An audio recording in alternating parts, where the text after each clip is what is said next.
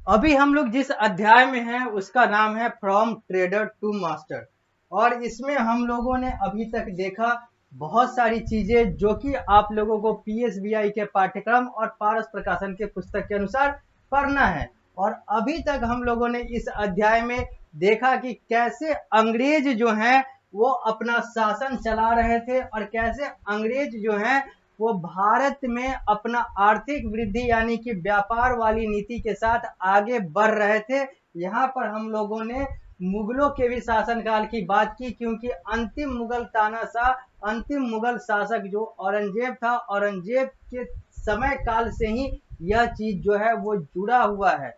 पिछली कक्षा और भी कुछ कक्षा के माध्यम से हम लोगों ने इस अध्याय को अभी तक जितना है उतना हम लोगों ने बात किया, अभी तक हम लोगों ने समझा, मैंने आप लोगों को समझाया। पिछली कक्षा में हम लोग बात कर रहे थे ट्रेड वार की, जिसमें हम लोगों ने तीन बेसिकली ट्रेड वार की बात की थी, जहां पर हम लोगों ने फर्स्ट कार्नेटिक वार, सेकेंड कार्नेटिक वार और थर्ड कार्नेटिक वार यानी कि पहला कार्नेटिक युद्ध, दूसरा कार्नेटिक युद्ध और तीसरे कार्नेटिक युद्ध की बात की, जहां पर मैंने आप लोगों को बताया कि ये तीनों का मतलब क्या है और ये तीनों के काल कौन कौन से थे और यहाँ पर हुआ क्या क्या, कैसे फ्रांस और इंग्लैंड दो एक उस समय की महाशक्ति थी यूरोपियन नेशन में, और कैसे ये लोग आपस में लड़ रहे थे, ये सब हम लोगों ने कार्नेटिक वार के माध्यम से देखा, समझा। और फिर हम लोगों ने ये भी देखा कि कैसे अंग्रेज जो है वो भारत में बंगाल के तरफ से आते हैं या फिर अलग अलग समुद्री तट वाले एरिया से, क्षेत्र से आते हैं और अपना विस्तार करते हैं।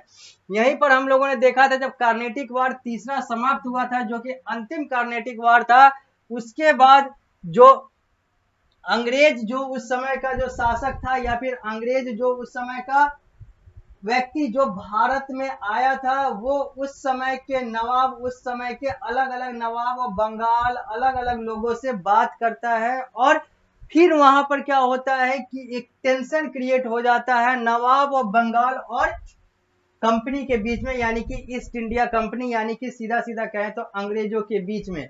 अब हम लोग इस कक्षा में इस अध्याय को यहीं से आगे बढ़ाएंगे जहां पर हम लोगों ने पिछली कक्षा को रोका था। जो हम लोग का टॉपिक होगा वो है causes of tension between the nawab of Bengal and company. वो कौन कौन से कारण थे जो बंगाल के नवाब और कंपनी यानी कि ईस्ट इंडिया कंपनी यानी कि अंग्रेजों के बीच में टेंशन क्रिएट कर रहे थे या फिर टेंशन क्रिएट कर गए। पहला पहला यहां पर लिखा हुआ है, हाईलाइट करते हैं। पहला है duty free trade. Duty free trade was causing financial loss of the Bengal ruler. चूंकि औरंगजेब के द्वारा अंग्रेजों का ड्यूटी फ्री हो चुका था यानी कि टैक्स फ्री हो चुका था, और टैक्स फ्री होने के कारण से जो बंगाल के जो रूलर थे, बंगाल के जो अलग अलग शासक थे, उन लोगों को दिक्कत हो रही थी, क्योंकि उन लोगों का एक बहुत बड़ा सोर्स ऑफ इनकम जो है वो बंद हो गया था। The Bengal ruler stopped the British trader from fortification. अब क्या हुआ कि जो बंगाल के जो रूलर थे वो ब्रिटिश जो ट्रेडर थे, ब्रिटिश व्यापारी जो थे, अंग्रेज व्यापारी थे, उन लोगों को रोकते थे व्यापार करने से। The Bengal ruler denied the British to mint the coins. अब वो जो सिक्का और इन सारी चीजों का जो लेन देन होता था वो भी बंगाल के रूलर जो है वो अंग्रेजों का डिनाई कर देते थे, नहीं एक्सेप्ट करते थे। और the Bengal ruler denied to give concession and demanded large tributes. और बंगाल के जो रूलर थे वो कंसेशन यानी कि छूट जो अलग अलग दिया करते थे वो भी मना कर गए, और कह रहे थे कि नहीं, ये सारा चीज जो है वो नहीं चलेगा, क्योंकि आप हमको टैक्स दे नहीं रहे हो, हमें आर्थिक लॉस हो रहा है, हमें फाइनेंशियल लॉस हो रहा है, हमें आर्थिक हानि हो रही है, जिसके कारण से हमें समस्या है। अगर आप ये सारा चीज करोगे तो हमारे साथ भी, हम भी आपके साथ ये सारा कुछ करेंगे। जो 4 पॉइंट हम लोगों ने डिस्कस किया, और यही था causes of tension between the nawab of Bengal and company. यही सब कारण थे जिसके कारण से कंपनी जो है वो नवाब बंगाल से परेशान हो जाता है, नाराज हो जाता है, और नवाब बंगाल पहले से ही कंपनी से नाराज रहता है, तब उसने ऐसे ऐसे कदम उठाए। अब हम लोग आगे बात करेंगे, और बात करेंगे बैटल ऑफ पलासी की, जो कि वर्ष 1757 में हुआ था। पलासी के युद्ध की बात करेंगे जो 1757 के इतिहास में आता है। लिखा हुआ है बिसाइड एबव रीजन, ये जो ऊपर के जो 4 रीजन जो अभी हम लोगों ने देखा है नवाब ऑफ बंगाल और कंपनी के बीच में टेंशन वाले, इसके साथ साथ इसके अलावा one more reason was that infuriated Bengal ruler Sirajuddaulah. एक और जो रीजन था, एक और जो बहुत बड़ा कारण था, वो सिराजुद्दौला के मन में चल रहा था, जिसके कारण से ये टेंशन क्रिएट हुआ था।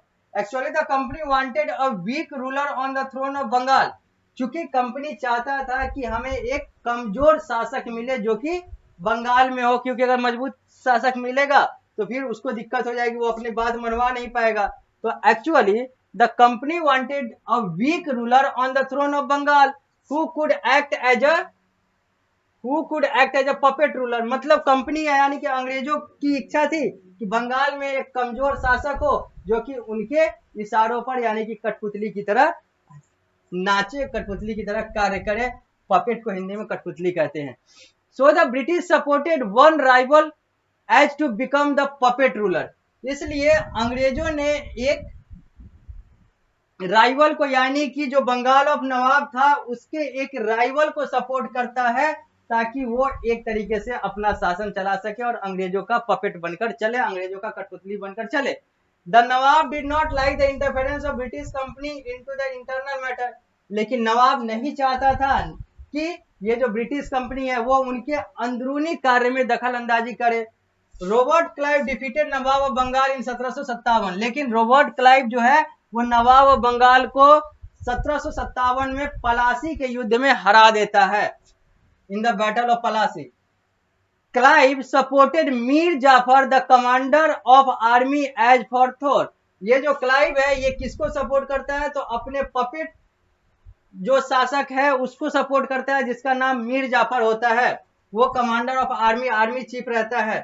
After Sirajuddaula was assassinated and Mir Jafar was declared as the nawab of Bengal.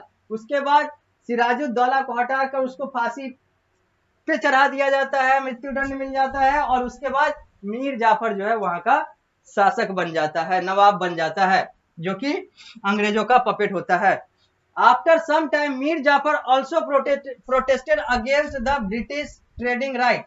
लेकिन कुछ समय के बाद मीर जाफर भी अंग्रेजों के ट्रेडिंग राइट यानी कि जिस चीज से सिराजुद्दौला परेशान था उसी चीज से ये भी परेशान होता है और ये भी उसका विरोध करता है।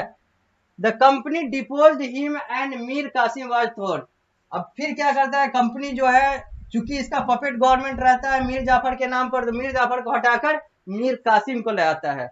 When Mir Qasim complained, he was defeated by the British army in the Battle of Buxar in 1764 and Mir Jafar was reinstall.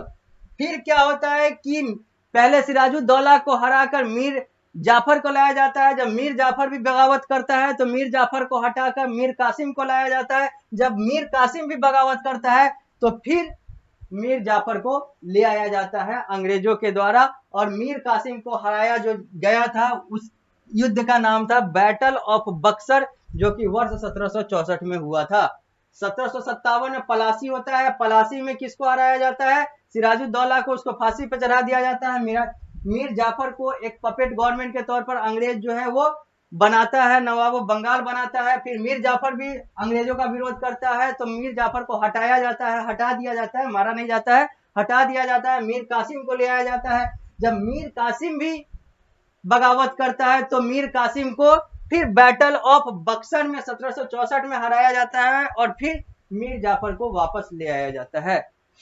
The Nawab had to pay rupees 5 lakh every month, but the company needed more money, more territory and more revenue। जो नवाब था वो company को हर महीने 5 लाख रुपया देता था, लेकिन company इससे भी ज्यादा क्षेत्र और ज्यादा पैसा चाहती थी नवाब ऑफ बंगाल के माध्यम से। आगे बढ़ते हैं, यहां पर लिखा हुआ है revenue. After gaining strong power company had decided to rule over India.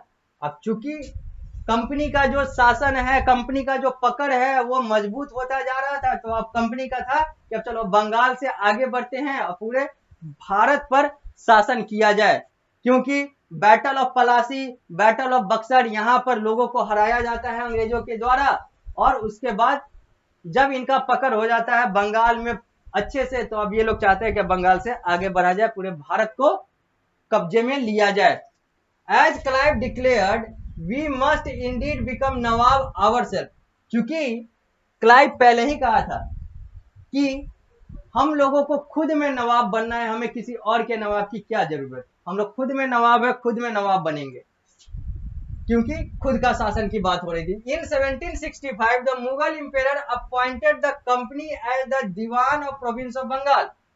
अब क्या होता है कि 1765 में जो मुगल इंपेरर, जो मुगल शासक होता है, वो अपॉइंट करता है कंपनी को, यानी कि अंग्रेजों को, यानी कि ईस्ट इंडिया कंपनी को दीवान ऑफ बंगाल, बंगाल के दीवान के तौर पर उसकी नियुक्ति होती है अंग्रेजों की।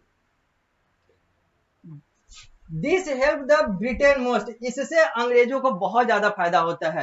Eight this time Britain had to buy most of the good from India with gold silver imported from Britain. यहां पर क्या होता है, बार्टर सिस्टम की बात होती है। यहां पर बहुत सारे सामान जो है भारत से लिया जाता है, सोना चांदी, ये सारे चीजों की बात होती है यहाँ पर।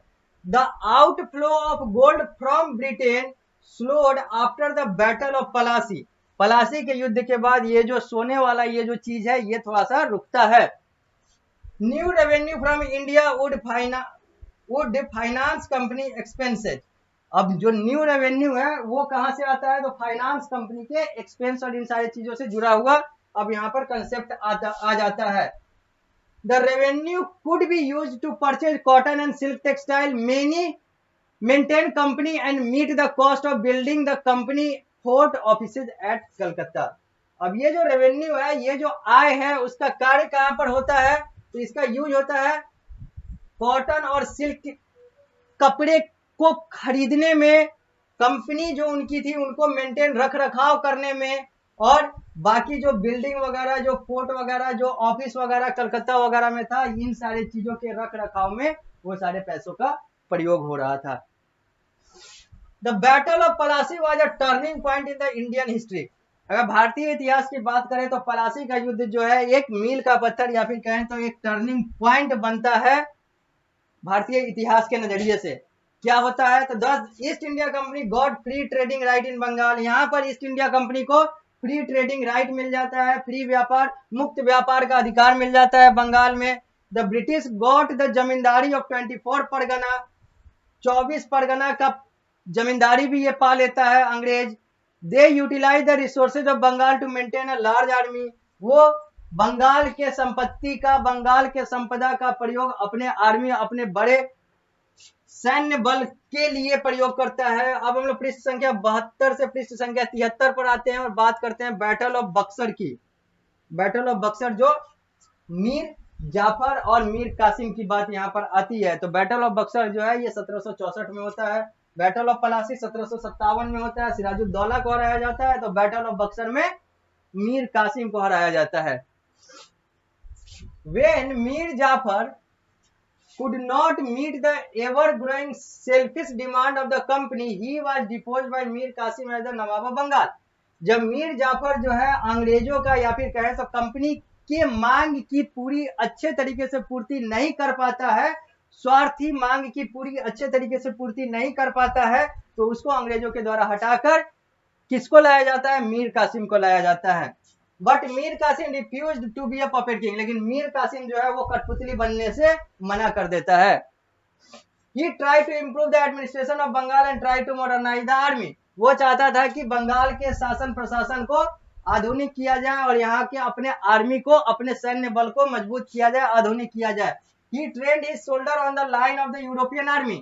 वो अपने सोल्डर को, अपने सेना को, अपने सैनिकों को यूरोपियन सैनिकों की तरह आधुनिक बनाना चाहता था। कौन, Mir Qasim. He also tried to stop the corrupt trade practices of the company official। वो चाहता था कि ये जो कंपनी ऑफिशियल, जो अंग्रेज व्यापारी हैं, अंग्रेज अधिकारी हैं, ये जो भ्रष्टाचार वाला कार्य कर रहे हैं ये ना करे, ये सब चीज रुके, भ्रष्टाचार रुके। इन the battle of Buxar fought between the British and Mir Qasim, Nawab of Awadh, Sirajuddaulah and the Mughal Emperor Shah Alam II, they were defeated by the British। अब यहाँ पर क्या होता है, बैटल ऑफ बक्सर, जो कि अंग्रेजों और मीर कासिम के बीच में होता है, जो कि नवाब ऑफ अवध, सिराजुद्दौला और ये सारे लोगों के साथ अंग्रेजों का जो लड़ाई होता है, इसमें अंततः जो जीत है वो ब्रिटिशर्स की हो जाती है, अंग्रेजों की जीत हो जाती है। अब इसका परिणाम क्या होता है? इसका परिणाम है the result of the battle of Buxar were as follows. अब बात करते हैं बैटल ऑफ बक्सर के परिणाम का, यानी कि युद्ध जो बक्सर का युद्ध हुआ था उसके क्या परिणाम निकले। The Mughal impair become a prisoner of the British. जो मुगल इंपेयर था वो बंधक बन गया अंग्रेजों का, क्योंकि सब मिलकर लड़ा लेकिन हार गया। The British got the right of diwani of the और the right to collect the land revenue of Bengal, Orissa and Bihar. अब यहाँ पर क्या और होता है कि ब्रिटिश जब जीत जाता है तो पूरा दीवानी, यानी कि क्या होता है कि जितने भी लैंड रेवेन्यू है, जितने भी जमीन से जुड़े हुए जो आए हैं बंगाल, बिहार और उड़ीसा के, उन सारे पर उनका कब्जा हो जाता है, उनका अधिकार हो जाता है। Thus, a dual government was established in Bengal, where the British collected the land revenue, but the duty of maintaining the law and order was assigned to the Nawab of Bengal. अब इसी तरह से अब यहाँ पर दोहरी सरकार चल रही होती है। शासन प्रशासन की जिम्मेवारी नवाब ऑफ बंगाल जो तत्कालीन था उस पर, और पैसे कलेक्ट करने की जिम्मेवारी, अधिकार जो है ये अपने पास रखे थे। Thus, Nawab of Bengal had do duty without money power which remained in the hand of British. इसलिए बंगाल के नवाब को बिना आर्थिक शक्ति के अपना कार्य करना पड़ता था, क्योंकि आर्थिक शक्ति तो अंग्रेजों के पास चली गई थी बैटल ऑफ बक्सर के बाद। अब हम लोग बात करेंगे expansion of the British power का। हम लोग पृष्ठ संख्या 73 पर है, जो आप लोगों को सामने दिख रहा है पारस प्रकाशन के पुस्तक का डिजिटल फॉर्मेट स्मार्ट बोर्ड के माध्यम से। Expansion of the British power. The British supremacy was established mainly by two methods, direct and indirect. ये जो अंग्रेजों का जो तानाशाही था, या फिर अंग्रेजों का जो ऊंचा उठने वाला जो तरीका था, ये दो तरीके से चल रहे थे। एक या तो प्रत्यक्ष और दूसरा अप्रत्यक्ष, यानी कि डायरेक्ट और indirect. Conquest of Mysore, Punjab and Sindh were the example of direct annexation. Mysore, Punjab और सिंध को कब्जा करने का जो उदाहरण दिखता है, ऐतिहासिक उदाहरण दिखता है, ये डायरेक्ट वाला, यानी कि प्रत्यक्ष रूप से लड़कर, प्रत्यक्ष रूप से आगे आकर अंग्रेजों ने इसको कॉन्क्वेस्ट किया, इस पर जीत हासिल की, यानी कि अपने कब्जे में किया मैसूर को, पंजाब को और सिंध को। जबकि इनडायरेक्ट मेथड को अगर बात की जाए तो यहाँ पर क्या लिखता है कि the indirect method to expand the British supremacy were the subsidiary alliance and the doctrine of left. ये जो सब्सिडरी अलायंस, जो दूसरों के साथ गठबंधन करके और ये सारी चीजें जो थी, ये इनका अप्रत्यक्ष रूप से एक्सपेंशन का तरीका था। अब बात करेंगे विक्ट्री ओवर मैसूर, मैसूर के ऊपर जीत की बात करेंगे, यानी कि मैसूर वाले युद्ध और मैसूर की जीत की बात करेंगे। लिखा हुआ Mysore had become a strong state under the leadership of Hyder Ali and his son Tipu सुल्तान।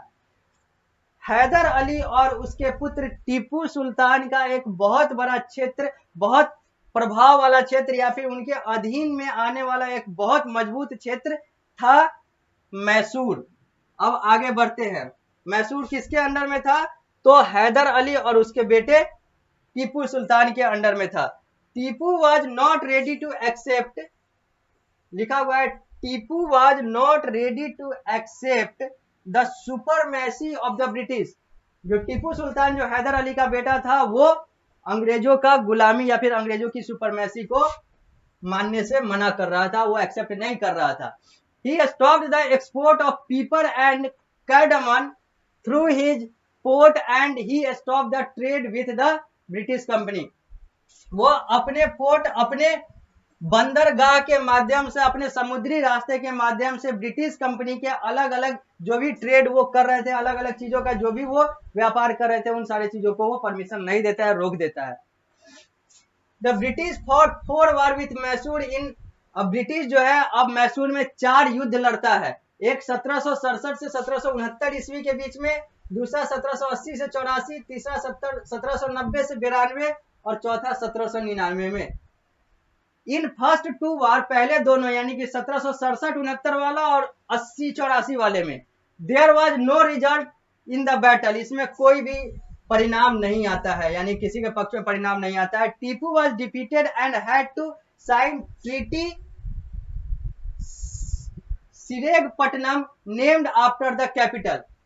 क्या होता है कि देर वाज, जब पहले दोनों बैटल में, पहले दोनों युद्ध में जो है कोई परिणाम नहीं आता है, अंग्रेज और मैसूर के बीच में, मैसूर के शासक के बीच में लड़ाई होती है, क्योंकि मैसूर का शासक टीपू सुल्तान और उसका बाप हैदर अली जो है वो रिफ्यूज कर देता है अंग्रेजों की बात मानने से, और अपने बंदरगाहों का भी परमिशन नहीं देता है व्यापार करने के लिए अंग्रेजों को। तो 4 लड़ाई होती है 1767 से 69 और 80 से 84 वाले पहले 2 लड़ाई में कोई परिणाम नहीं निकलता है, लेकिन तीसरा लड़ाई जो 1790 से 92 होता है उसमें टीपू सुल्तान हार जाता है और वो एक हस्ताक्षर कर देता है जिसका नाम ट्रीटी ऑफ सेरिंगपट्टनम है। सेरिंगपट्टनम उस समय की राजधानी हुआ करती थी मैसूर प्रोविंस की। तो वहां पर ट्रीटी ऑफ सेरिंगपट्टनम होता है, उस पर टीपू सुल्तान हस्ताक्षर कर देता है क्योंकि वो तो हार गया हुआ होता है। He had to give half of the kingdom and his 2 sons as hostage to the British। अब उस संधि में क्या होता है कि अपने साम्राज्य का आधा क्षेत्र जो है उसको अंग्रेजों को देना होता है और अपने 2 पुत्र को बंधक के तौर पर देना पड़ता है अंग्रेजों को, यानी कि अंग्रेज उसके 2 पुत्र को बंधक बनाते हैं। In the 4th Anglo Mysore war, लेकिन चौथा 1799 वाले में अंग्रेज और मैसूर के बीच में जो लड़ाई होती है, टीपू वाज डिफीटेड, टीपू जो है वो पूरी तरीके से हार जाता है। तीसरे वाले में तो हारता है, साइन करता है, लेकिन चौथा वाला भी वो लड़ जाता है, चौथा वाले में वो हार जाता है और उसकी मृत्यु हो जाती है, उसको मार दिया जाता है। अगले कक्षा में जब आएंगे तो हम लोग बात करेंगे the conquest over the Marathas and Sindh, Maratha और सिंध की बात करेंगे कि यहाँ पर अंग्रेजों ने कैसे लड़ाई लड़ी और कैसे विजय हासिल किया। लेकिन इस कक्षा में इतना ही, मिलते हैं अगली कक्षा में। तो पीएसबीआई के पाठ्यक्रम और पारस प्रकाशन के पुस्तक के अनुसार इस अध्याय को यहीं से आगे बढ़ाएंगे।